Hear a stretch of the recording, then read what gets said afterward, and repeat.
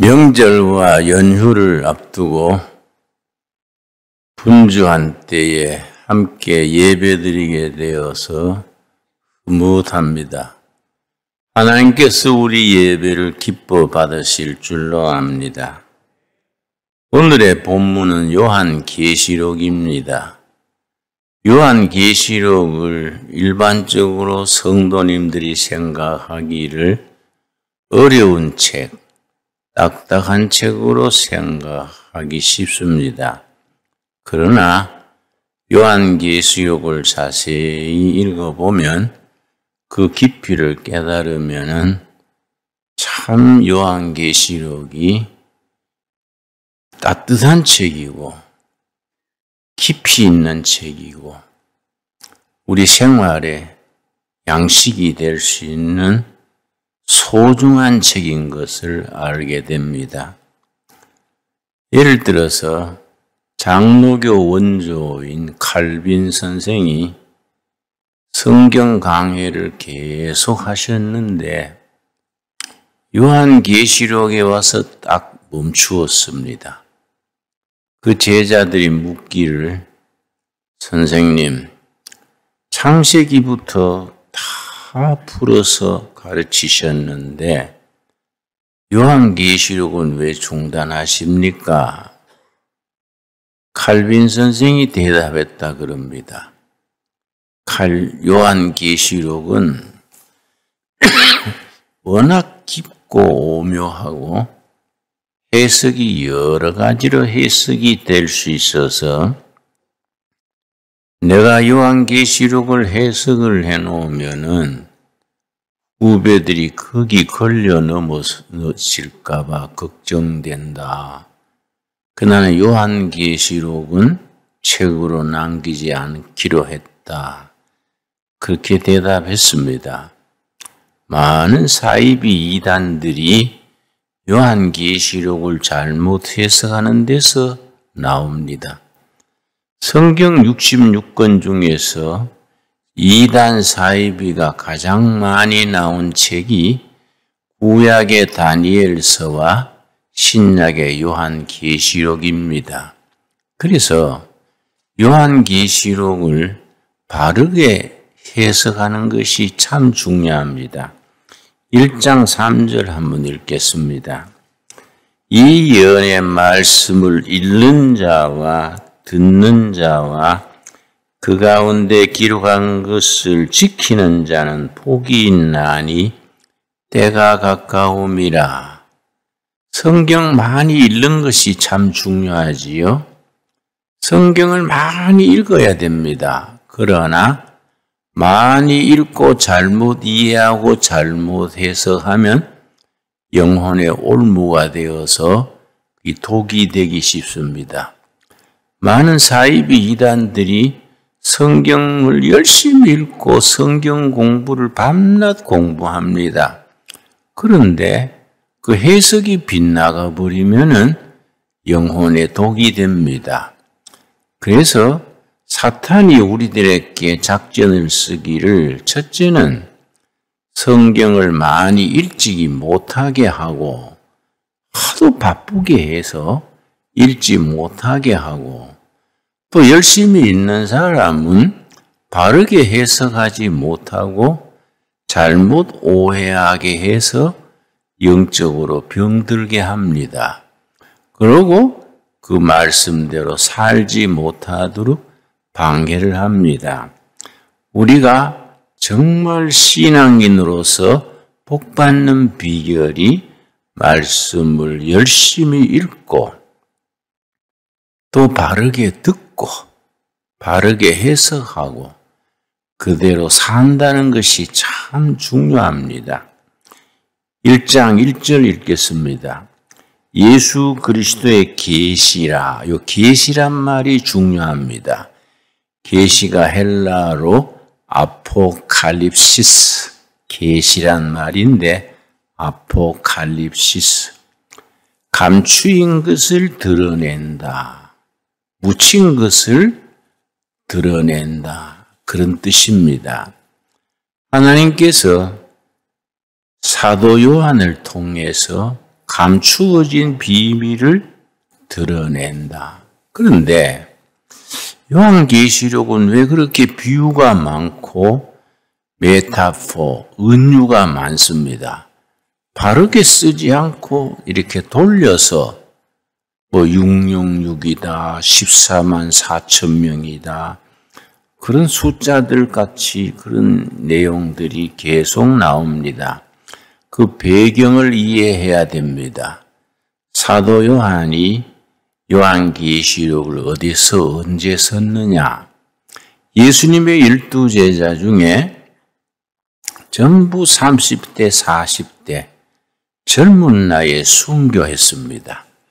예수님의 12제자 중에 마지막까지 가장 오래 살아남은 사람이 사도 요한입니다. 105세 넘게 살았으니까요. 그 당시에 105세 산다는 건 장수 중에 장수지요. 그러면 베드로를 위시해서 다 젊은 날에 순교하고 그렇게 했는데 사도 요한은 왜 105세 넘도록 살게 하셨을까? 거기엔 두 가지 이유가 있습니다.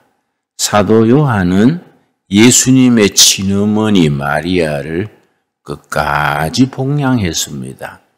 사도 요한이 예수님의 어머니 마리아를 에베소 교회에서 복양하면서 친아들 노릇을 했습니다. 그러고 사도 요한이 오래 살 수 있었던 것은 요한복음, 요한 1서, 2서, 3서, 요한계시록 5권의 책을 남겼습니다. 그 중에 요한계시록이 정말 성경 전체 중에도 마지막 책 아닙니까?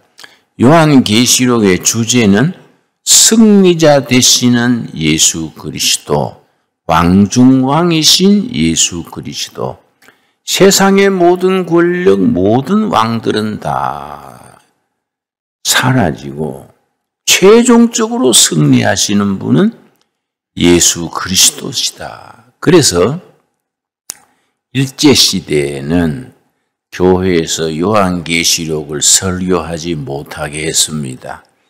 1940년 그 종반부에 미국과 일본이 전쟁하는 동안에 아예 교회 예배 보는데 일본 경찰이 뒷자리에 앉아 있었습니다. 그러면서 설교 내용에 요한계시록, 구약의 출애굽기 나오면은 바꿔야로 중단해! 그렇게 좀 칼 차고 앉아가지고 간섭했습니다. 왜냐? 출애굽기는 해방을 얘기하는 거니까. 일본에서 해방되는 이야기가 출애굽기의 주제이기 때문에 출애굽기 설교를 못하게 하고, 요한계시록은 일본 친왕은 사람이다. 진짜 왕은 예수 그리스도이다. 일본 천황은 망한다. 예수 그리스도는 영원히 승리하신다. 이 요한계시록에 승리자이신 예수님을 말해주니까 일본 경찰이 아주 교회에서 계시록 설교하면은 막 소리 지르고 못하게 한 거이지요. 그래서 우리 시대에도 요한계시록이 살아있는 책으로서 아주 중요합니다. 근데 요한계시록이 복잡하고 어려우니까 요한계시록을 해석하는 방법이 역사적으로 4가지가 있었습니다.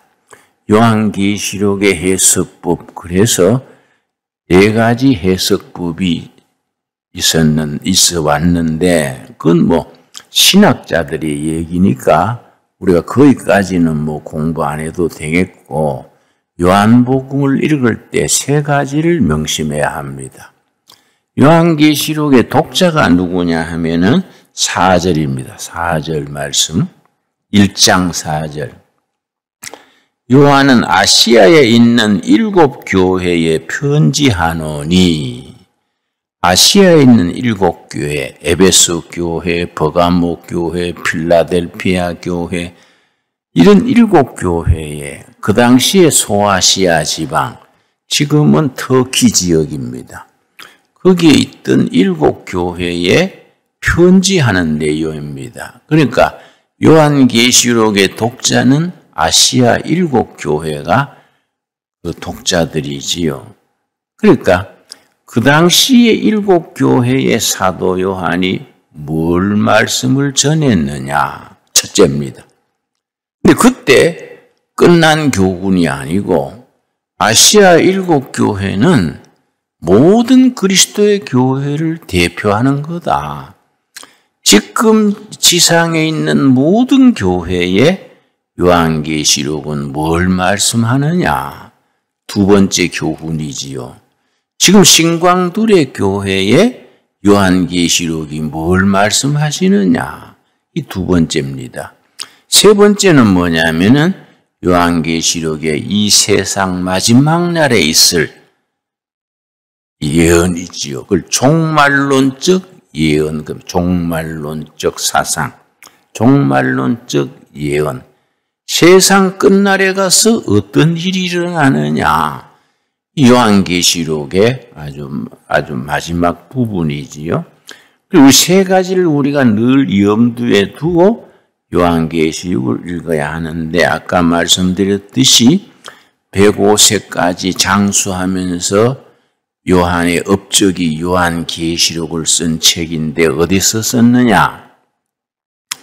유배 생활하면서 감옥에 갇혀서, 감옥이 아니고 이제 밤모섬, 성경에서는 밤모섬 그러지요? 지중해에 있는 페트모스 섬을 밤모섬 그럽니다. 성경 번역을 조금 현대화하는 게 좋겠지요? 밤모섬 그러면 뭐 사전에 찾으면 없어요.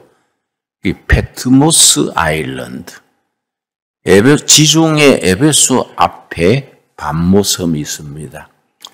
옛날에 우리나라 귀향 갈 때 제주도로 많이 보냈지 않습니까? 마찬가지로 로마 제국 시대에 로마 황제를 안 섬기고 여호와 하나님을 섬기니까 그 시대에는 반체제 인사지요. 정치범이지요. 그래서 귀향을 보낸 겁니다. 로마 황제를 받들지 않고 예수란 왕을 받드니까 귀향을 보내기를 페트모스 섬에 귀향을 보냈습니다. 귀향살이 할 때는 거기에 다 교도관이 있어가지고 늘 감시하지요. 그러고 편지를 보내는데 보통 말로 편지 못하지 않습니까? 비유로 편지를 하는 겁니다. 그러니까 교도관은 감시하는 사람은 읽어도 무슨 말인지 모르는데 받아보는 7교회 교인들은 참 아는 거예요. 아, 이게 다니엘서에 있는 말씀이구나. 출애굽기에 있는 말씀이구나. 이 말씀으로 우리를 위로하시는구나. 그래서 요한계시록에는 비유, 그런 여러 가지 은유, 메타포가 많습니다. 그걸 이해를 잘해야 돼요. 예를 들어서 요한계시록 7장에 14만 4천 명 얘기가 나옵니다. 7장 4절 한번 보겠습니다. 7장 4절 말씀. 요한계시록 7장. 많은 사람들이 이 구절에 함정에 빠집니다. 7장 14절 말씀. 7장 4절. 내가 인침을 받은 자의 수를 들으니, 인친다는 것은 하나님이 자기 백성으로 도장 찍는 거지요. 내 백성이다. 딱 도장 찍는 겁니다. 하나님의 구원의 백성으로 도장 찍힌 사람, 인침을 받은 자의 수를 들으니 이스라엘 각 지파 중에서 인침을 받은 자들이 몇 명이지요? 14만 4천 명이니 이거 사람들이 걸려 넘어지는 겁니다. 가장 대표적인 경우이 박태선 전도관이지요. 박태선 전도관에 구원받는 사람 14만 4천 명이 들어온다는 겁니다. 14만 4천 명이 들어오려면은 막 집 팔고 논 팔아가지고 바치고 그 들어오는 거지요. 이 14만 4천 명, 그러니까 요즘 대구에서 유명했던 신천지의 그 교주가 박태선 가방 들고 다니던 사람이기 때문에 그 배운 거지요. 지금 또 신천지도 14만 4천 명이 구원받는 사람들이다. 나머지는 다 예배당 다녀봐야 헛일이다. 헛농사 짓는 거다. 그런 식이지요. 그래서 14만 4천 명에 들어가지 못해서 안달입니다. 직장도 사표내고 어떤 자매들은 가정도 남편 자식들도 놔둬버리고 14명 4천 명에 들어가려고 그 들어가는 거예요. 그런데 이 요한계시록을 바로 이해하면은 14만 4천 명이 왜 나왔냐면은 이 성경에 굉장히 요한계시록의 숫자를 중요시합니다. 하늘의 수가 3이지요. 성부, 성자, 성령 3. 땅의 수는 동서남북, 사복음 4지요. 그래서 하늘의 수 3하고 땅의 수 4를 더하면 7이지요. 그래서 성경에 7을 중요시하지요. 7 천사, 7 교회, 7 나팔, 7이 완전수입니다. 7에서 하나가 빠지면 얼마입니까? 6이지요. 이건 사탄의 수지요. 사탄의 개수를 666이라 그러지요. 그러니까 로마 황제가 666이요. 교인들을 핍박하고 사형장으로 보내고, 그러니까 로마 황제는 성경의 말로는 666이요. 사탄의 개수지요. 그런데 하늘의 수 3하고 땅의 수 4를 곱하면 10이지요. 12아들, 12지파, 12제자. 그 12제자가 완전수인데 12이. 12에 12를 곱하면은 144입니다. 12 곱하기 12는 144지요. 거기에 1000을 곱해요. 그러면 14만 4천 명이 되는 겁니다. 왜 1000을 곱하느냐? 히브리어 언어 습관에 많은 거는 1000이에요. 엄청 많은 거는 뭡니까? 많이지요.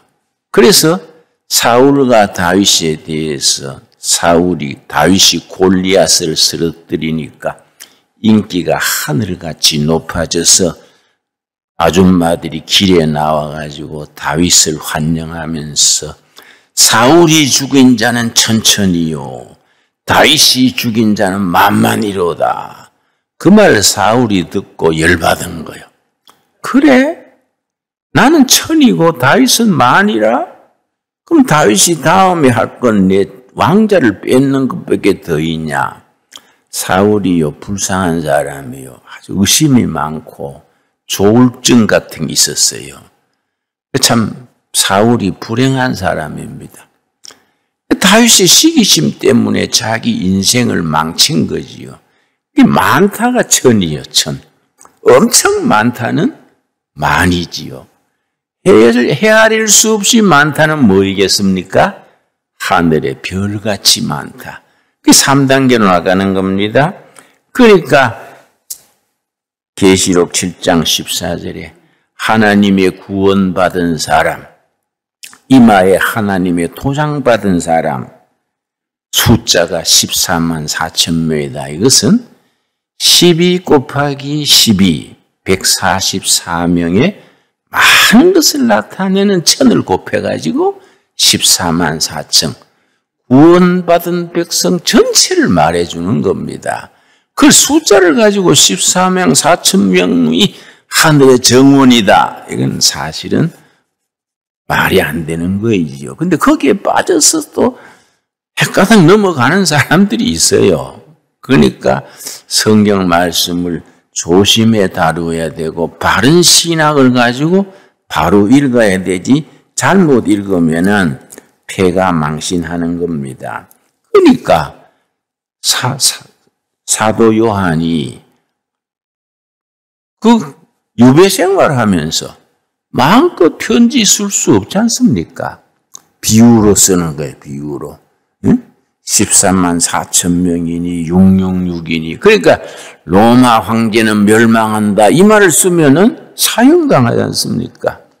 그러니까 모든 편지는 검열하거든요. 응? 나도 감옥에 있어 봤는데 편지를 써서 주면은 교도관이 다 검열해서 검열 도장 찍어서 집으로 배달합니다. 또 나중에 또 다 압수돼 버렸어요. 뭐 안 좋은 내용 있다고. 그 마찬가지죠 그때. 그때는 더 하지 않았겠습니까?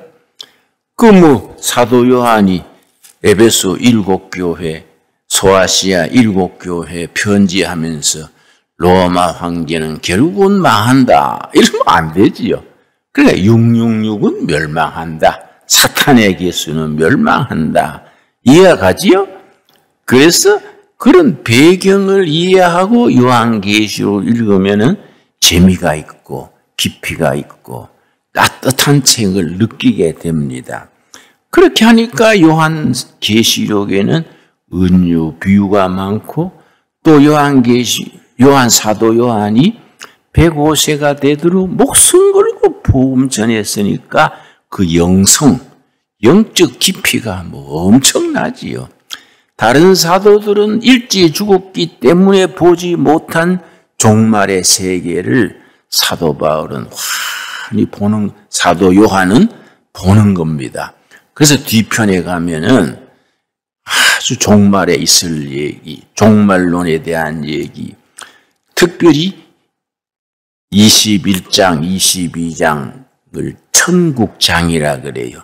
천국의 모습을 그려주는데 너무너무 환상적이에요. 아주 기막히지요. 그걸 사도 요한이 보는 겁니다. 보고 쓰는 겁니다.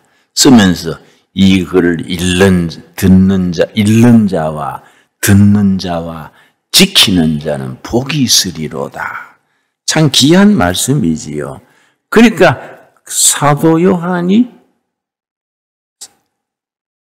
거기 유배범으로 페트모스 섬에 갇혀 있으면서 이걸 썼다는 걸 우리가 이해를 하고 읽어야 되지요. 그래서 여러분 한번 시간 나면은 소아시아 7교회 성지순례를 가면요.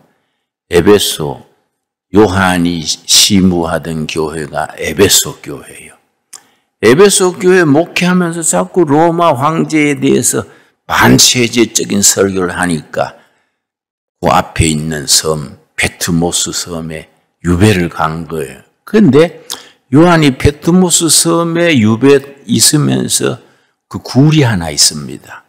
관광 가면 그 굴을 반드시 안내해요. 요한이 그 굴에서 노인이니까 힘이 없어서 이마를 벽에 대고 한쪽 손은 벽을 짚고 기도하는 자리가 나오는데 얼마나 간절히 기도하고 했는지 사도 요한이 손을 잡고 기도했던 그 자리에 손가락 자국이 그대로 나와 있어요. 이마를 대었던 자리는 바위가 그만큼 파졌어요. 그렇게 깊은 기도 속에서 요한계시록 같은 이 신비한 종말론에 대한 환상이 나오는 겁니다. 그래서 7교회에 대해서 쓴 책이면서 7교회가 그 7교회로 끝난 게 아니다. 지금 우리들 모든 교회에 해당되는 말씀이다. 그리고 환난 날에 우리가 어려움을 극복하고 골방에서 또 교회 기도실에서 간절히 기도하지 않습니까? 그 기도가 하나님이 사용하신다. 1장 10절이지요. 1장 10절 말씀. 주의 날이 무슨 요일이겠습니까? 일요일을 주의 날이라 그러는 겁니다. 왜 일요일이냐? 로마 황제가 태양의 아들이거든요. 로마 황제를 섬기는 날이 일요일입니다. 일요일. 그러고 월요일은 달신 섬기는 날이고 일요일은 태양신 섬기는 날인데 태양신의 아들이 로마 황제지요. 그래서 로마 시민들은 로마 황제, 태양신의 아들인 로마 황제를 섬기는 날이 일요일인데 무엄하게도 겁도 없이 예수 믿는 사람들은 그날 로마 황제를 섬기는 날 부활하신 예수님을 섬기는 겁니다. 그래서 주일이 우리는 일요일 안 그러지요. 주의 날, 주일 그래요. 주일. 예수님이 부활하신 날. 그러니까 안식교 같은 데서는 구약 시대는 토요일을 안식일로 했으니까 구약의 전통을 따라 토요일이 섬겨야 진짜다. 그러니까 일요일 섬기는 교회를 일요교회 그래가지고 좀 나쁘게 말하지요. 그런데 로마 황제 섬기는 날 일요일 아니고 우리 초대교회 제자들은 우리 주님이 부활하신 날이다. 주의 날이지요. 얼마나 참 통이 큽니까? 로마 황제 안 섬기고 예수 섬기다가 막 사자굴에 끌려가는데 관계없어요. 응? 우리는 우리 왕 대신 승리자 대신 예수님 섬기다가 우린 천국으로 간다. 사자굴에 가도 감옥에 들어가도 재산이 뺏겨도 관계없어요. 그러니까 이 사도 요한이 주의 날에 유배 가가지고 혼자서 예배 드리니까 얼마나 적적하겠습니까? 자, 10절 다시 읽습니다. 주의 날 충분히 이해하셨지요? 내가 성령에 감동되어 내 뒤에서 나팔 소리 같은 큰 음성을 들으니 이 참 중요합니다. 그 주일날에 혼자서 유배지에서 굴에서 조용히 기도하지요. 소근소근 기도하는데 하나님은 그 기도가 나팔 소리처럼 크게 전하는 거예요. 우리가 위로받아야 됩니다. 그래서 요한계시록에 나팔 얘기가 많습니다. 7 나팔, 첫째 나팔, 둘째 나팔 얘기가 계속 많은데 그 나팔이 가지는 요한계시록의 의미는 우리가 골방에서 외롭게 혼자서 소곤소곤 기도하지요. 우리가 새벽 재단에서 집에서 기도할 때 큰 소리를 합니까? 조곤조곤 그렇게 조용히 기도하는데 하나님은 그 기도를 하늘나라에서는 확대경으로 듣는 거예요. 나팔 소리처럼 퍼지는 겁니다. 그래서 우리 7장에 보면은 하나님께서 6째 나팔이 끝나고 7째 나팔 시작되기 전에 조용해라. 하나님께서 조용해라. 왜냐? 내가 지상의 기도를 들어야겠다. 모든 걸 조용하게 하고 하나님이 기울여서 땅에서 성도들이 그 어려운 처지에서 핍박 중에서 소곤소곤 기도하는 것을 하나님이 들으시는 겁니다. 하나님이 들릴 때는 어떻게 들리는 겁니까? 나팔 소리로 들리는 거예요. 한번 상상을 해보십시오. 얼마나 굉장합니까? 여러분 요즘 학문 중에 나비 효과 하는 말을 많이 씁니다. 나비 효과. 서울에서 나비가 날개짓을 한단 말이에요. 서울에서 나비가 날개짓을 하면 이 파동이 자꾸 커져가지고 미국 뉴욕에서 들을 때는 큰 천둥 번개 친다는 거예요. 이게 나비 효과라 그래요. 물리학에서 나오는 얘기인데 우리가 기도가 나비 효과예요. 나는 골방에서 신강두레교회에서 조용히 소근소근 기도하는데 하나님 귀에 들릴 때는 나팔 소리로. 그래서 가만히 읽어보면요. 6째 나팔에서 7째 나팔 울리는 사이에 하나님이 조용해라. 내가 들어야 한다. 지상에서 성도들의 기도 소리를 들어야 한다. 기도 소리가 하늘에 상달돼가지고 나팔 소리로 들리는 겁니다. 생각만 해도 기분이 좋지 않습니까? 그러니까 우리가 소리 낼 거 없어요. 막 쫙 하고 목이 그렇게 쉬도록 그래 안 해도 조용조용해도 이 나비 효과인 거예요. 하나님은 나팔 소리로 들으시는 겁니다. 큰 소리를 해야 하나님이 들을 것처럼 생각하는 거 우리 걱정이지 하나님이 뭐 그럴 테 있겠습니까? 그래서 10절 다시 읽겠습니다. 주의 날에 내가 성령에 감동되어 내 뒤에서 나는 나팔 소리 같은 큰 음성을 들으니 11절 소아시아 7교회 얘기가 나옵니다. 이르되 너가 보는 것을 두루마리에 써서 에베소, 스무나, 버가모, 두아디라, 사데, 빌라델피아, 라오디게아 등 7교회에 보내라 하시기로. 그러니까 독자는 7교회예요. 7교회 교인들이 이 편지를 읽고 이렇게 비유로 썼지만은 딱 눈치채는 거예요. 왜냐? 영적인 언어로 쓰니까.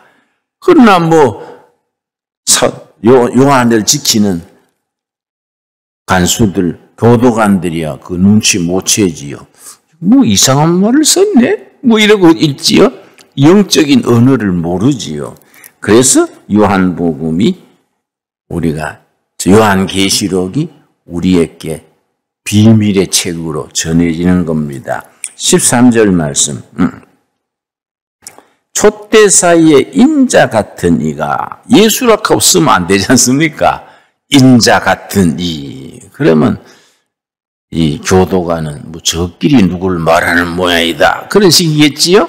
인자 같은 이가 발에 끌리는 옷을 입고 이걸 우리가 의미를 알아야 됩니다. 발에 끌리는 옷은 누가 입느냐? 높은 사람들의 옷이 발에 끌리는 옷입니다. 평민들은 그저 쫄대바지 같은 옷 입고 높은 사람들은 왕이나 이런 제상들은 바닥에 끌리는 옷을 입는 겁니다. 그러니까 발에 끌리는 옷을 입고 가슴에 금띠를 띠고 금띠는 누가 띱니까? 왕이 금띠를 띠는 거예요. 다른 신하들이 금띠 띠면 무엄한 거예요. 그건 안 되지요. 그런데 왕중왕이신 예수님을 나타낼 때 발에 끌리는 옷을 입고 가슴에 금띠를 띠고 또 14절 그의 머리와 털의 희기가 흰 양털 같고 순결하신 왕이다. 로마 황제처럼 지저분하고 욕심내고 그런 왕이 아니다. 흰 양털 같고 눈 같으며 그의 눈은 불꽃 같고 불꽃같이 아주 위엄이 있어서 보는 사람을 압도시킨다 이거지요. 자, 그의 발은 풀무불에 단련한 빛난 주석 같고 그때 주석은 단단한 광물질이지요. 발이 주석 같다는 말은 뭘 나타내느냐? 흔들리지 않는다. 우리의 왕 대신 인자 같은 이 예수님은 어떤 시험, 환난, 유혹에도 흔들리지 않는 발이 주석 같으신 분이다. 그의 음성은 맑은 물소리와 같으며 아무리 시끄럽고 요란해도 맑은 물소리는 들린다. 이해가 갑니까? 이렇게 읽으니까 그렇게 요한 계시록을 읽으면은 딱 말씀에 우리 가슴에 닿는 거지요. 자, 그래서 20절 말씀, 20절. 너가 본 것은 너 오른손에 7별의 비밀과 또 7 금촛대라. 7별은 7교회의 사자요, 7 촛대는 7교회니라. 자, 우리 인자 같은 이 예수님이 한 손에는 오른손에 7별을 잡고 있는 거예요. 또 왼손에는 7 촛대를 잡고 있는 겁니다. 7 촛대는 7교회예요. 신강둘의 교회도 주님이 보실 때는 촛대예요, 촛대. 신강둘의 촛대예요. 7 촛대, 7교회를 잡고 7교회를 관할하는 천사가 7별이요. 7교회를 주관하는 하나님의 사자, 천사가 7별이다. 그러니까 우리 주님께서 그 7교회를 사이를 다니시면서 7별을 손에 잡고 7 촛대를 7별의 촛대를 가지고 7 천사들, 7교회를 다스리는 사자들을 다스리면서 7교회를 순회하시는 거예요. 지금 우리 신강들에게도 우리 주님이 7 촛대를 쥐고 다니시는 예수님이 지금 우리도 방문하시고 사자들을 보내서 다스릴 줄로 믿습니다. 또 여러분의 가정에도 우리 가정이 7 촛대다. 우리 가정을 지키는 하나님의 사자가 있으시다. 아쉬울 때 기도하고 기도해서 응답받고 얼마나 귀합니까? 3장 4절 한번 보겠습니다. 3장 4절 말씀. 자, 우리가 요한계시록을 차근차근 풀어 이해하면 뭐 끝이 없지요. 뭐 몇 시간 계속 하도 재미가 있겠지만은 예배 시간이니까 3장 4절 5절만 오늘은 읽겠습니다. 그러나 사대에 그 옷을 더럽히지 아니한 자 몇 명이 너게 있어 흰옷을 입고 7 교회 중에 4대 교회가 있는데 흰옷을 입은 성도들이 있다. 흰옷은 하늘나라의 유니폼이 흰옷이요. 정결한 생활, 때 묻은 옷이 아니고 흰옷을 입을 것이요. 내가 그 이름을 생명책에 결코 지우지 아니하고 예수 믿고 순교하고 믿음을 지킨 사람들은 흰옷 입고 살아가는데 그 이름이 어디에 있다고요? 생명책. 요한계시록 20장에 생명책에 나오는 거예요. 생명책. 구원받은 사람의 이름을 기록해 놓은 책이 생명책인데 그 책의 주인은 누구겠습니까? 어린 양의 생명책. 예수님이 생명책 주인이요. 여러분, 자기 이름이 생명책에 기록된 줄 믿습니까? 우리 천국 가면 좀 흰옷 입고 어린 양 예수님 생명책 주인하고 같이 우리가 장막을 이루고 사는 거이죠.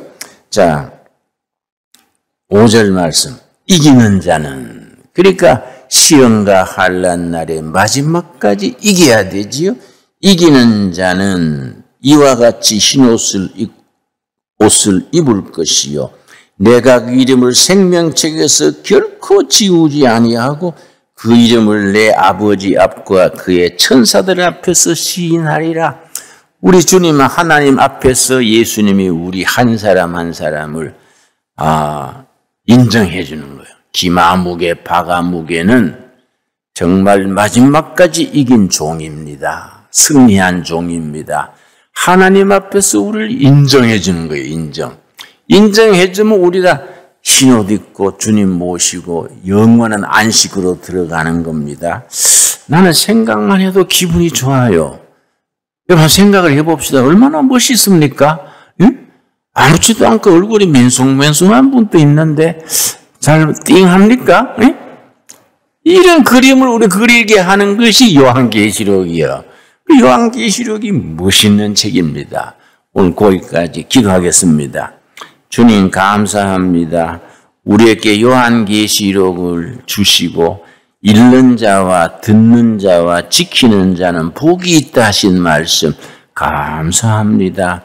우리가 하늘나라 흰옷 입고 생명책에 이름이 있어서 영생을 누릴 수 있는 그 요한복음의 복음을 우리가 아멘으로 받아 누리게 하여 주시옵시며 이 땅에 사는 동안에 시험과 환난과 유혹이 있을지라도 마지막까지 이기는 자가 되어서 하나님 앞에서 인정받는 시인받는 우리가 되게 하여 주시옵소서. 예수님 이름 받들어 기도드려 싸움나이다. 아멘.